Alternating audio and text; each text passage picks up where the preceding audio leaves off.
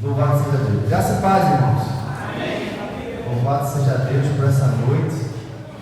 Louvado seja Deus pela oportunidade de estar aqui com os irmãos. Nos últimos 2 domingos à noite, para ressaltar isso, à noite, eu não estive presente, né? Estive como missionário, como secretário de missões no nosso presbitério, presbitério Capibaribe, nas igrejas, em 2 igrejas da nosso presbitério. Estive em Carpina há 15 dias atrás, e na semana passada eu estive na igreja presbiteriana Amor e Vida, igreja irmã, né, da nossa igreja. As 2 são filhas da igreja presbiteriana da Madalena. Então estive lá com o reverendo Silo e tive a oportunidade então de levar a palavra também lá, nesse tema tão importante que nós tratamos na igreja presbiteriana sempre no mês de agosto. Mas pastor, hoje é setembro, a gente vai continuar falando de missões. Porque missões, irmãos, precisa ser tema das nossas vidas, todos os dias da nossa vida. Tem que pensar em missões diariamente. Como eu posso fazer algo para glorificar o nome de Deus? Porque o objetivo das missões, irmãos, é para que haja culto, para que haja glória para Deus. E nós comemoramos em agosto. Alguém aqui saberia dizer porque a gente comemora no mês de agosto? Sabe, Anderson? Por quê? Qual foi o dia? O mês é agosto. É o dia 12 de agosto de 1800. Que ano? Qual foi o ano, Edu? 85. 1859. 12 de agosto de 1859. O missionário e reverendo Ashton Simon, ele chegou aqui no Brasil para fazer o quê? Missões, para proclamar o nome do Senhor.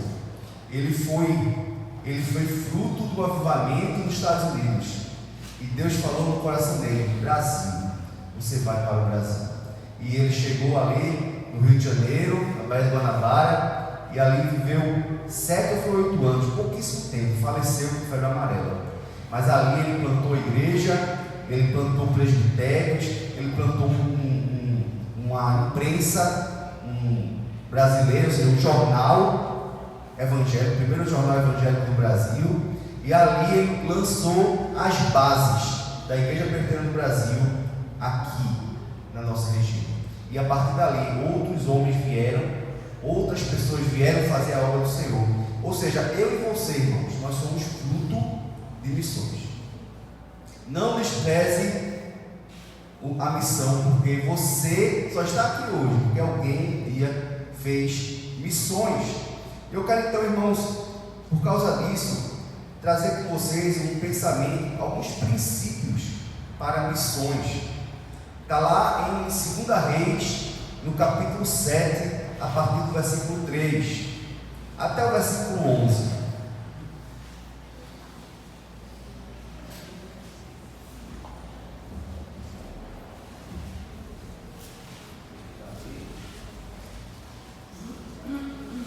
Está na versão Nova Almeida, 2 Reis 7, a partir do versículo 3 até o versículo 11. Está na Nova Almeida atualizada.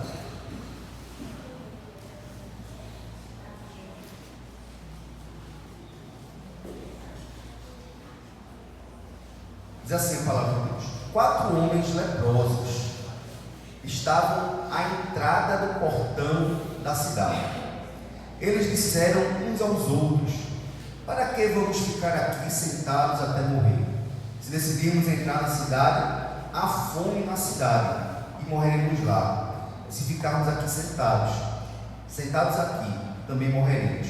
Vamos então para o arraial dos sírios, nos entreguemos a eles. Se nos deixarem viver, viveremos. Se nos matarem, apenas morreremos. Vamos dar uma pausa aqui para vocês entenderem um pouco do contexto.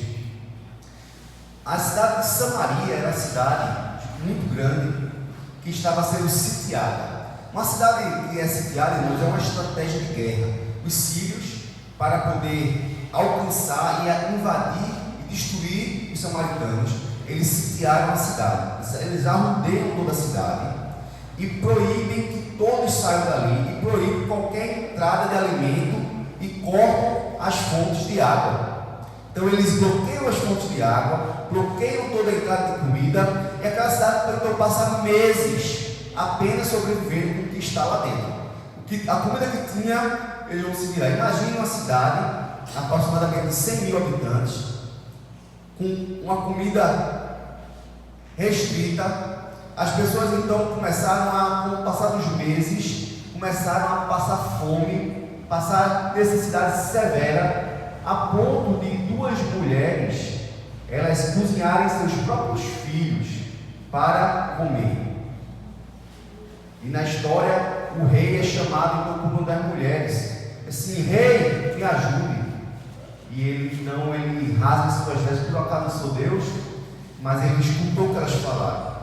Nós fizemos um acordo por causa da fome que nós passamos, e resolvemos então cozinhar nossos filhos e comer. Eu fiz isso com o meu filho, e hoje é o dia dela fazer com o filho dela, e ela então escondeu o seu filho. O rei então rasga suas vestes, se cobre de pano de cinza e amaldiçoa Deus, se rebela contra Deus, se rebela contra Eliseu, o profeta do Senhor. Naquele momento, então, ele manda o seu emissário atrás de Eliseu para matar Eliseu. Eliseu estava reunido com lideranças da cidade e diz assim: aí vem o emissário do rei, e logo após vem o rei. E aí quando ele chega, ele disse: a partir de amanhã, vocês vão comer 18 litros de cevada, trocando em miúdos, por apenas 7 gramas de prata. Porque na atual situação deles, irmãos, uma cabeça de burro estava valendo 80 moedas de prata. E ele diz assim: a partir de amanhã, vocês vão 18 litros de cevada, era muita coisa, mas um botijão de água cheio de cevada, muita comida, para apenas 7 gramas de prata. Aí o emissário diz assim: é impossível que isso aconteça, mesmo que Deus abrisse a janela do céu, isso não poderia acontecer. E Eliseu diz: porque você não creu, você vai ver, mas você não provará o que Deus vai dar. E aí então a história para, e começa então a história dos 4 leprosos. É a sequência dessa história. Nessa sequência, esses 4 leprosos estavam ao portão da casa, ao portão da cidade. Eles não podiam entrar na cidade, eles eram leprosos. Ontem a gente falou sobre leprosos. Leprosos, irmãos, eram pessoas excluídas, pessoas que, por conta da sua doença, poderiam passar a doença para outras pessoas, e elas então eram excluídas. Você podia ser quem fosse, você poderia ser o rei. Se fosse encontrado um leproso, você seria tirado do posto e colocado à margem. Você perdia família, você perdia seu trabalho, sua casa, tudo que você tinha, perdia instantaneamente quando você se achava leproso. E aqueles homens ali, aqueles 4 homens, estavam também morrendo de fome. E eles então, desesperados, sem saber o que fazer, um deles diz assim: olha, se a gente ficar aqui, à entrada da cidade, a gente vai morrer, não pode entrar, se nós entrarmos morreremos. Nós fomos lá no arraial dos Sírios, talvez ele nos dê alguma coisa. Se morrer, morreremos. E eles decidem então ir para o arraial dos Sírios. E aí eles têm uma grata surpresa. Veja então o versículo 5. Ao anoitecer, eles se levantaram para ir até o arraial dos Sírios. Quando chegaram às imediações do arraial, eis que lá não havia ninguém, porque o Senhor tinha feito com que o arraial dos Sírios se houvesse ruído de carros de guerra e de cavalos, o ruído de grande exército, de maneira que disseram uns aos outros: eis que o rei de Israel contratou os reis dos heteus, os reis dos egípcios, para virem contra nós. Por isso, ao anoitecer, eles se levantaram e fugiram, abandonando as suas tendas, os seus cavalos, os seus jumentos, deixando o arraial como estava. Fugiram para salvar a sua vida. Assim, quando aqueles leprosos chegaram às imediações do arraial, entraram numa tenda, comeram e beberam. Depois levaram dali prata, ouro e roupas. Então se foram e esconderam tudo. Voltaram, entraram em outra tenda. Dali também levaram o que havia e esconderam. Então disseram uns aos outros: não é certo o que estamos fazendo. Este dia é um dia de boas novas e nós nos calamos. Se esperarmos até a luz da manhã, seremos tidos por culpados. Vamos agora mesmo anunciar isto no Palácio Real. Assim eles foram e gritaram para os porteiros da cidade, anunciando o seguinte: fomos ao arraial dos sírios e lá não vimos nem ouvimos ninguém. Encontramos apenas os cavalos e os jumentos amarrados e as tendas como estavam. Então os porteiros gritaram e fizeram anunciar a notícia no interior do Palácio Real. Amém. Vamos orar, irmãos. Senhor, que a tua palavra poderosa possa impactar o nosso coração. Nos abençoe, ó Deus, para que entendamos o que o Senhor quer nos ensinar. Em nome de Jesus. Amém. Eu quero trazer então, irmãos, baseado nesse texto, alguns princípios para missões. Primeira coisa que nós vemos no texto é que Deus usa quem Ele quer. Deus usa até leprosos. Como eu falei, leprosos eram pessoas marginalizadas, pessoas que não tinham vez, pessoas que as pessoas viam, atiravam pedra nelas. Elas andavam, irmãos, com um sino no pescoço para avisar que ali estavam, porque se elas chegassem perto de alguém, ela poderia contaminar outra pessoa, e aí a vida da pessoa acabava. Então eram pessoas que não tinham vez, a sociedade era a escolha da sociedade. E aqueles 4 homens, eles foram usados por Deus. Eles se disporam e foram lá para simplesmente salvar suas próprias vidas. Mas Deus usou leprosos, porque Deus usa, irmãos, as pessoas que Ele quer, usa como quer. E não é porque você tem muita sabedoria, ou porque você é muito isso, ou muito aquilo, muito culto. Não, Deus Ele usa, se Deus quiser, Ele usa o mais simples servo, a mais tenra criança. Não interessa, Deus usa quem Ele quer. Paulo fala sobre isso. Se você abrir 1 Coríntios, capítulo 1, de 26 a 29, abra por favor.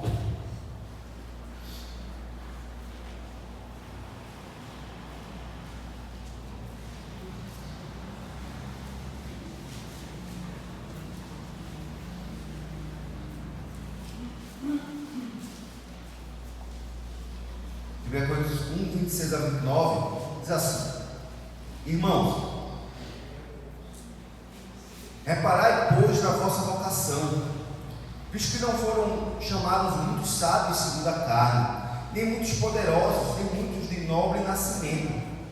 Pelo contrário, Deus escolheu as coisas loucas do mundo para envergonhar os sábios, e escolheu as coisas fracas do mundo para envergonhar as fortes.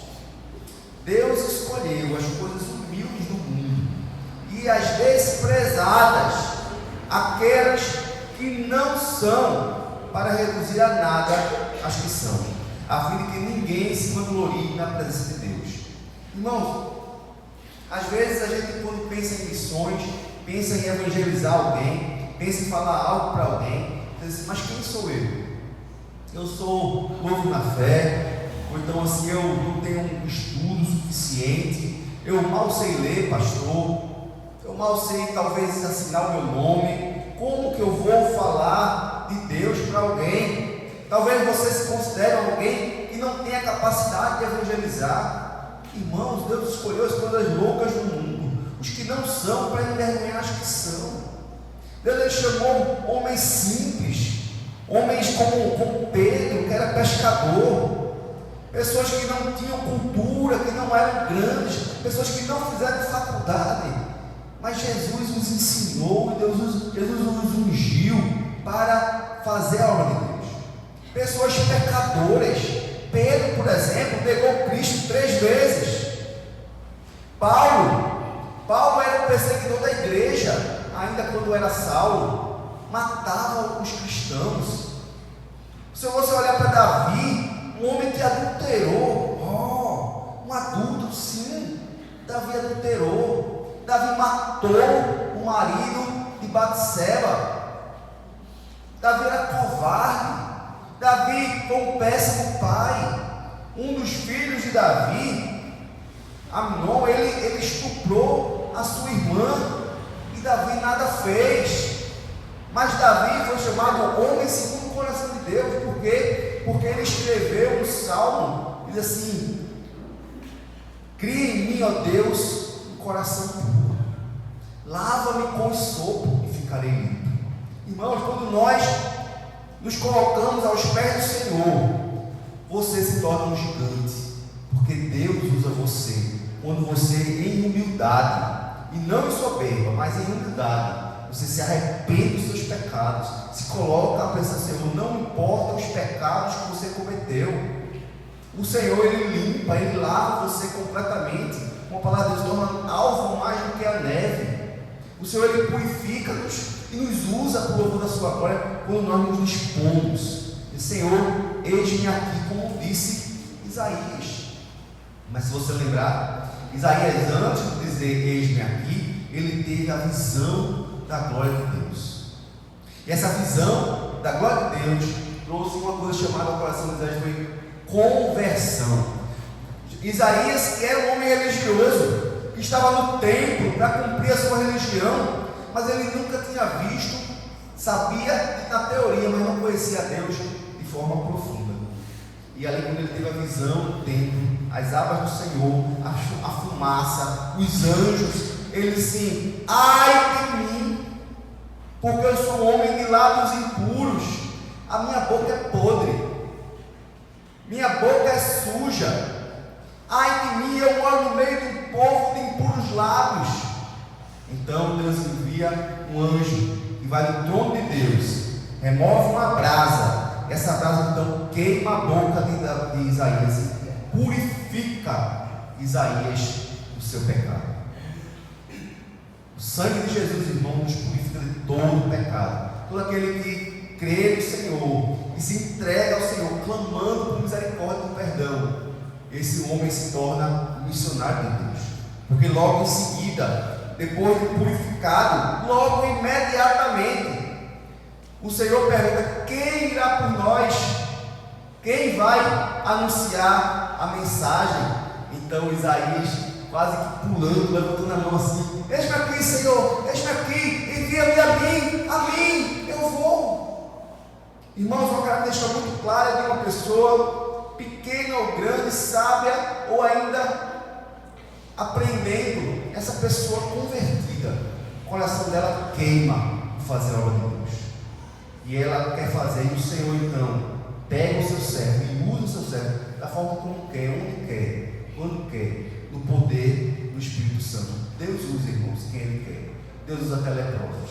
Amém, irmãos? Amém. Segunda coisa que você vai perceber no texto é que a obra da salvação é todinha de Deus. Veja, os leprosos, eles foram lá com um objetivo pessoal. Eles queriam apenas se salvar e comer alguma coisa. Estavam famintos, imagina o cerco, meses, e eles morrendo de fome, sabiam que iam morrer. Eles arriscam tudo, mas por si próprios. E eles chegam lá, e aí de repente vão se aproximando, e eles acham estranho aquele silêncio, somente o barulho dos cavalos, dos jumentos, dos bichos. Eles vão olhando, tudo aceso, que já é o final da tarde, já tudo aceso, mas não viam ninguém. Eles devem ter pensado: rapaz, cadê os sírios? E eles vão entrando, e quando eles veem ninguém, imagina então, perto das 18 horas, a mesa já posta, o jantar já posto, né? Ouro, roupas, eles famintos. Eles entram para comer. Mas a Bíblia diz que o que foi que aconteceu ali? Deus operou de forma milagrosa. Eles ouviram, os sírios ouviram um barulho de um grande exército. Algo poderoso, milagroso aconteceu, porque um barulho enorme aconteceu, e como se fosse um barulho de um exército chegando muito próximo deles. Esse barulho era tão alto que eles disseram: pronto, fomos pegos de surpresa e vamos morrer todos. E aí um começou a passar o pânico para o outro, e eles desesperados, nem para montar no cavalo, fingir um cavalo, eles aí foram correndo, deixaram tudo. Deixaram tudo. Às vezes, irmãos, o inimigo, ele não é tão bravo quanto aparenta. O povo era medroso, viu? Ele estava cercando o samaritano lá, mas eram medrosos. Às vezes eles aparentam muito bravos, mas quando bate o pé, ele corre. E eles correram. Eles vão morrer. É um grande exército, porque o barulho, irmãos, era muito alto. Imagina o barulho de 10 mil pessoas marchando, e eles estão desesperados, batem em retirada e deixam tudo. Irmãos, quem fez a obra não foram os leprosos. Eles não tiveram medo dos leprosos, eles tiveram medo do que Deus fez. A obra, irmãos, é do Senhor, e isso é maravilhoso, porque não traz glória para nós. O resultado da obra não está em nossas mãos. O resultado do avanço do reino de Deus não é obra humana, apesar de Deus usar humanos. Mas a salvação é um ato unicamente, exclusivamente de Deus. É o que a gente chama da teologia de monergístico, ou seja, é mono, é unidirecional, é de cima para baixo. Lá em Efésios, no capítulo 2, versículos 4 e 5, diz assim: mas Deus, sendo rico em misericórdia, por causa do grande amor com que nos amou, estando nós mortos, veja, estando nós mortos em nossas transgressões, nos deu vida juntamente com Cristo. Pela graça vocês são salvos. Nós cantamos isso. Salvos pela graça, mediante a fé em Cristo. A salvação é unidirecional. Não é que você que escolhe que vai ser salvo. Não, irmãos. Agora Deus, ele transforma a tua vontade, e algo que você não queria antes, o Espírito Santo vai te convencendo, e aquilo ali passa então a fazer sentido na sua alma, na sua mente, no seu coração, e você diz assim: rapaz, eu preciso entregar minha vida a Deus, coisa que antes você odiava, daqui a pouco você passa a desejar. Tive uma experiência muito interessante, eu acho que eu já contei aqui, eu não lembro, mas foi uma vez a gente evangelizando lá no sertão, lá em Exu. Alguns já foram aqui para Exu, conheceram aquela região, e a gente estava fazendo um evangelismo no sítio, não era nem um povoado. Nós chegamos numa casa, e nessa casa quem nos recebeu foi uma senhorinha bem idosa, e ela nos recebeu muito bem. Todo mundo quer ser recebido bem quando vai evangelizar. E ali, meu filho, a gente entrou, sentou, ofereceu uma aguinha, ofereceu um docinho. Que bênção! Foi maravilhoso. E ela prestando atenção. Aí daqui a pouco chegou o marido dela, bravo, sisudo, sentou lá. Tudo que ele falava, ele rebatia. Tudo que ele falava, ele rebatia. Daqui a pouco ela foi se saindo e só ficou ele. E a gente então insistindo, mostrando a palavra de Deus e trazendo os argumentos. Ele disse: não, morreu, acabou, pode jogar o corpo da gente ali no açude, tanto faz. Nunca mais esqueço essa frase dele: pode jogar o corpo no açude.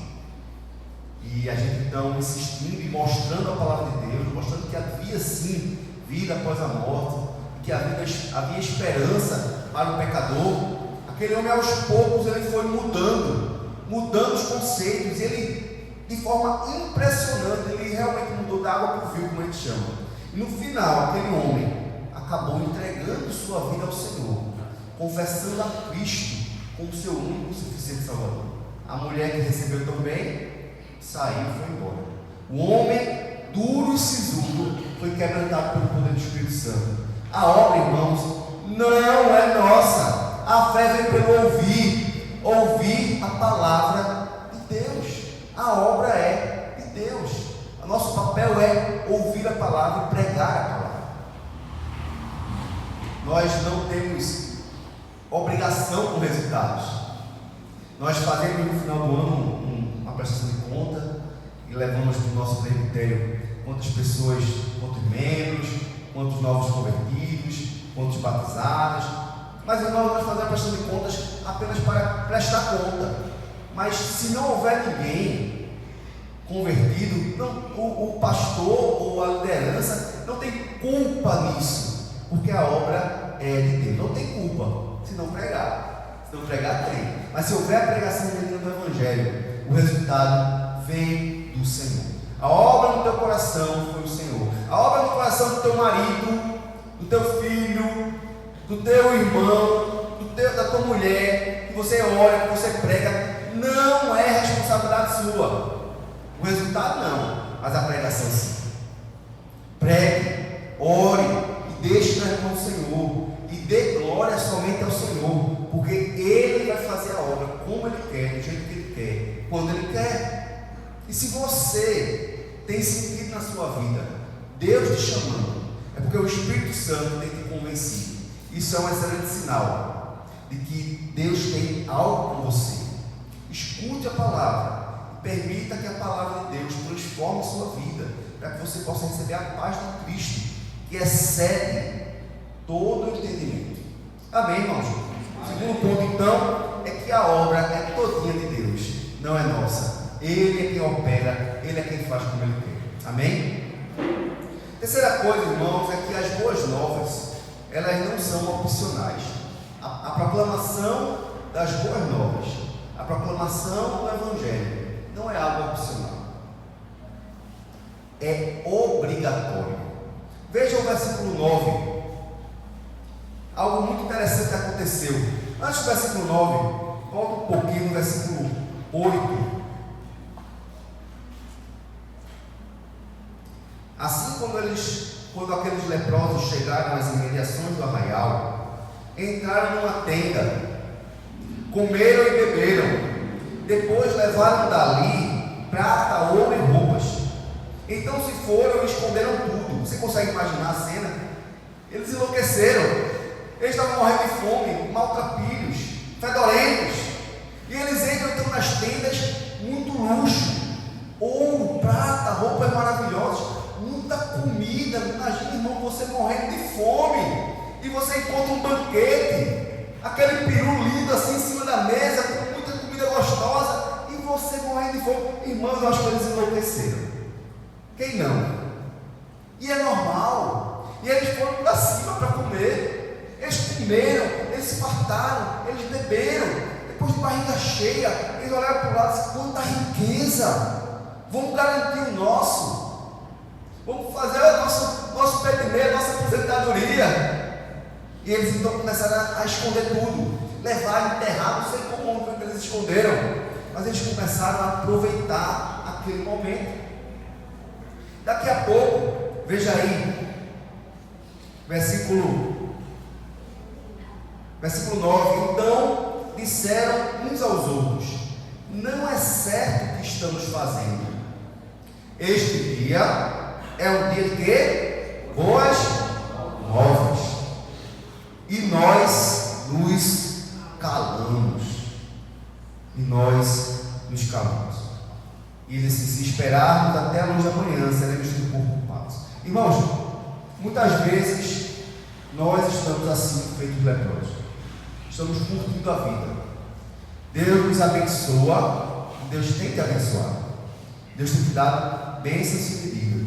E você então tem desfrutado das bênçãos de Deus. E não tem nada de errado nisso. Não tem nada de errado em aproveitar o que eu vou estudar. É maravilhoso. Deus deu para aqueles homens aquela situação, e comer, e se fartar, e ter um espólio para eles. É justo. Eles acharam, eles foram lá, eles acharam aquilo. É justo. Eles têm parte, chamados espólios, né? De ter a sua parte da riqueza. Não tem problema nisso. Porém, irmão, muitas vezes nós nos ludibriamos com o mundo e esquecemos que tem uma cidade morrendo de fome. Enquanto a barriga deles estava cheia, a alegria do vinho tomou conta da cabeça deles. Eles se esqueceram que Samaria, pessoas que eles amavam, pessoas estavam dentro da cidade, filhos, filhas, pessoas estavam ali morrendo de fome diariamente. Crianças estavam sendo cozidas para as próprias mães comerem. E eles ali então, só pensando neles mesmos. Irmãos, a vida em comunidade e igreja é a melhor coisa que Deus fez para a gente. Tem pessoas que deixam de congregar, tem pessoas que não vêm para a igreja, que trocam a casa do Senhor e a convivência por qualquer coisa. Não troque, porque é uma bênção que Deus dá à igreja. Participar de uma comunidade, ter irmãos, irmãs, poder ter alegria. Você pode fazer uma viagem para onde for, mas quando você faz uma viagem com os irmãos é diferente. Porque estar com os irmãos é uma bênção, é uma alegria verdadeira. Para jogar bola é bom, mas jogar bola com os irmãos, mesmo que seja um irmão ruim de bola, mas é melhor, muito melhor do que jogar com o pessoal que não é crente. Sabe, porque viver em comunhão foi uma bênção que Deus deixou para a gente. A igreja, congregar, estar, viver, mesmo que tenham problemas, mas é uma bênção e nós desfrutamos disso, que é maravilhoso isso. Mas às vezes nós esquecemos que tem uma Samaria lotada de gente morrendo de fome. Nos fechamos num gueto, nos fechamos num clube, nos alegramos aqui e esquecemos que tem muita gente lá chorando sem Cristo. Pessoas morrendo de fome espiritual. Na semana passada, no sábado, foi o aniversário do meu sobrinho de 1 ano. A gente foi lá para a aldeia e lá eu tive uma oportunidade que Deus me deu assim de bandeja. Eu nem queria, né? Eu estava nem pensando, juro por Deus, eu estava nem pensando. Mas Deus me deu de bandeja. O sogro do meu irmão, eu disse: Diogo, meu pai antes de morrer, ele disse que aceitou Jesus. Mas aí a minha mãe olhou para ele assim, quando ele disse: eu aceitei Jesus. Aí minha mãe disse assim: mas eu não sei se Jesus te aceitou não. E aí ele veio para isso como se fosse uma brincadeira, rindo, comentando comigo. Aí deixa eu dizer uma coisa, seu Zé Maria, se ele entregou a vida dele para Jesus, se ele aceitou Jesus, Jesus aceitaria. Porque a Bíblia diz que Jesus veio buscar e salvar o que está perdido. Jesus não rejeita ninguém. Todo aquele que se chega a Cristo de forma sincera, foi uma oportunidade que Deus me deu, irmão. Daí eu não parei mais. E aí todo mundo que chega a Jesus de forma sincera, Jesus o recebe, perdoa e salva. Irmãos, quando eu comecei a falar, o povo me cercou assim, ó. Chegaram as 4, 5 pessoas da festa para escutar o que eu estava falando. Aí então a sogra do meu irmão, Dona Lúcia, ela disse: mas ele não era um homem bom não, Diogo. É porque ele é um pintor e bordou. Isso eu sei. Mas irmã Lúcia, você sabe da história do ladrão na cruz? O ladrão na cruz, no seu último momento de vida, estava ali na cruz, porque era um bandido, era um homem mau. Mas naquele momento ele olhou para Jesus e disse: Senhor, lembra-te de mim quando entrares no teu reino. Foi o que Jesus respondeu para ele, Dona Lúcia: hoje mesmo estarás comigo no paraíso. Irmãos, um homem que no último momento de vida pediu perdão, reconheceu os erros e pediu a graça da salvação, Jesus concedeu. E ela ficou olhando para a minha cara assim. E interessante, quanto mais eu falava, mais gente chegava, irmãos. Mais gente concordava comigo. Sabe por quê? Porque as pessoas estão famintas. E não é de feijoada não, tem muita feijoada lá. Era de palavra de Deus. Basta, irmão, a gente abrir a boca. A Bíblia diz: abre a tua boca e eu encherei. Não é verdade? Abre a boca, irmãos. O Espírito Santo de Deus vai encher a tua boca para alcançar as pessoas que estão ao seu redor. O mais difícil é o crente abrir a boca. O crente ter ousadia e intrepidez para falar, aproveitar as oportunidades. Irmãos, peça a Deus oportunidade. Senhor, usa esse leprosinho, cheio de pecado que eu sou, mas usa esse leproso. Eu quero abrir minha boca e eu quero falar da tua palavra. Deus, ele vai dar oportunidade, irmãos, para a gente. Nós não podemos ficar curtindo essa vida como se o mundo fosse só nosso, enquanto as pessoas estão carentes, morrendo de fome, morrendo sem Jesus, literalmente morrendo.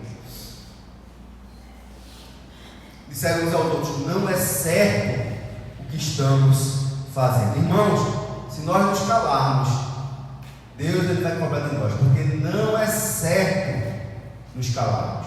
Não é certo aproveitar tudo que Cristo nos dá nesse mundo, a comunhão, a paz, a felicidade, a certeza de salvação, e não compartilhar com ninguém. Não é certo. Este é um dia de boas novas e nós nos calamos. Se esperarmos até a luz da manhã, seremos culpados. Deus vai nos culpar se não fizermos a nossa parte. É como um dispenseiro que é o responsável pela dispensa, que é onde tem o alimento, e ele então vê pessoas morrendo de fome e não entrega o alimento. Ele será tido por culpado. Então, irmãos, temos que fazer como Paulo. Paulo ele diz lá em 1 Coríntios 9, 16 e 17. 1 Coríntios 9, 16 e 17. Se anuncio o Evangelho, não tenho do que me gloriar, pois sobre mim pesa essa obrigação. Porque ai de mim se não pregar o Evangelho. Se eu faço de livre vontade, tenho galardão, mas se constrangido, é então a responsabilidade de dispenseiro que me está confiada. Romanos 10, 14 diz: como porém invocarão aquele que não creram? E como crerão naquele de quem nada ouviram? E como ouvirão se não há quem pregue? Irmãos, imagine-se naquele momento que São José Maria fez essa brincadeirinha. Será que Jesus aceitou ele? Imagine se eu tivesse me calado, tivesse dado um risinho e tivesse me calado. Muitas vezes, irmãos, nós fazemos isso. Muitas vezes nós nos omitimos, não queremos falar de Jesus. Estamos só pensando no brigadeiro, pensando no bolo, e deixamos de fazer a vontade de Deus. É uma obrigação. E para terminar, irmãos, essa mensagem ela é urgente. Ele diz assim: se esperarmos até a luz da manhã, seremos tidos por culpados. Vamos agora mesmo anunciar isto no Palácio Real. Irmãos, temos que anunciar hoje mesmo. Cada momento ali em Samaria tinha pessoas morrendo por falta de comida, e havia muita comida no arraial. Muita comida no arraial, comida para um batalhão. Pense, era um batalhão, era um exército que estava sitiando a cidade. Então tinha comida para um exército, literalmente. E tinha uma cidade, pessoas morrendo. Então é urgente, quem tem fome precisa comer, senão vai morrer. Crianças estavam sendo cozidas. É urgente a pregação da palavra. Jesus falou: não dizeis vós que ainda há 4 meses até a ceifa? Eu, porém, vos digo: erguei os olhos e vede os campos, pois já branquejam para a ceifa. Está pronto, precisa ceifar, e é agora, não pode ser amanhã. Pessoas e jovens têm morrido a cada dia pelas drogas. Não é verdade, irmão? Pessoas que nós amamos. Uma semana antes do seu sobrinho, foi um menino que eu evangelizei, que eu discipulei, também morreu para as drogas. Um menino que eu conheci, que viajou comigo para o Ore, perdeu-se para as drogas. Irmãos, quantas pessoas têm morrido precisando ouvir de Jesus? É urgente, é urgentíssimo, é para ontem, não podemos nos calar. Sabe, irmãos, lá no site eis-me-aqui.com.br diz um dado muito interessante sobre a necessidade de pregação do Evangelho. Eles que de 1700 a 2000 depois de Cristo, 15,9 bilhões de pessoas viveram na Terra. 15,9 bilhões viveram na Terra. No entanto, estimamos que mais de 24,9 bilhões viverão entre 2000 e 2100. Atualmente, até 2100, haverá 25 bilhões de pessoas vivendo nesse período de tempo que nós estamos vivendo agora. Isso significa que mais de 9 bilhões de pessoas estarão vivas nos próximos 100 anos do que estavam vivas durante os 300 anos anteriores. Neste século, a necessidade de semear o Evangelho é abundantemente, fazer discípulos obedientes e plantar igrejas saudáveis é incomparável. Nunca houve tanta necessidade da igreja se mobilizar. Nunca houve tanta necessidade de sairmos e fazer a obra do Senhor. E nós, como igreja aqui no bairro dos Estados, nós precisamos realmente colocar isso em nossos corações. Não só no mês de agosto, que é mês de missões. Não só quando há um avanço missionário. Não só em situações em que a igreja se reúne para evangelizar o bairro. Não, irmãos. É todo dia. Onde, pastor? Na sua casa. Com seu marido. Como, pastor? Não, meu marido é duro. Deixa um versículo no espelho. Manda um versículo pelo WhatsApp. Lembra que é a obra do Senhor? Faz uma oração antes da refeição. Sabe? Dobra teu joelho e clama. Irmãos, não podemos perder, principalmente nossos familiares. Precisamos clamar dia e noite ao Senhor por essa obra nas vidas daqueles que nós amamos. Sabe por quê? Nós estudamos semana passada na escola dominical. Quem não está vindo, e a maioria da igreja não está vindo, infelizmente, para a nossa escola dominical. Estamos estudando Apocalipse, no capítulo 15 do Apocalipse. Nós vimos que vai chegar uma hora que o tempo vai acabar, a fumaça vai encher o templo. Na visão de João, ele vê o templo, ele vê o Santo dos Santos, e ele vê a fumaça enchendo o templo. E a partir dali, então, as taças da ira de Deus serão derramadas.